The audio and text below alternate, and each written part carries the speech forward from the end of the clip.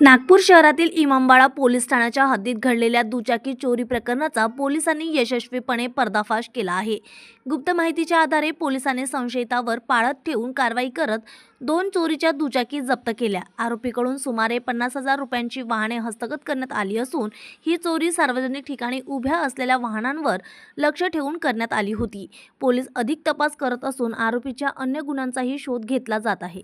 पोलिसांनी इमामवाडा येथे दिनांक 2 फेब्रुवारी 2026 रोजी फिर्यादीनामे अंकलेश वंजारी यांच्या तक्रारीवरून त्यांची दुचाकी मोटरसायकल चोरीस गेल्याबाबत गुन्हा दाखल करण्यात आला होता। सदर गुन्ह्याच्या तपासादरम्यान माननीय डीसीपी झोन 4 सर तसेच एसीपी चक्रधरा सर यांच्या मार्गदर्शनाखाली वरिष्ठ पोलीस निरीक्षक इमामवाडा पोलीस स्टेशन आणि डीबी पथकाने एक संशयावरून एका अल्पवयीन बालकास ताब्यात घेतलेलं होतं आणि त्याच्याकडून चौकशी दरम्यान एकूण 2 गुन्हे उघडकीस आले आहेत वाहन चोरीचे। त्याचे अपराध क्रमांक आहेत 34/2026 आणि 584/2025। तरी सदरच्या विधी संघर्षग्रस्त बालकाकडून ही दोन्ही वाहनं जप्त करण्यात आली असून त्याचा पुढील तपास इमामवाडा पोलीस स्टेशन तर्फे करण्यात येत आहे।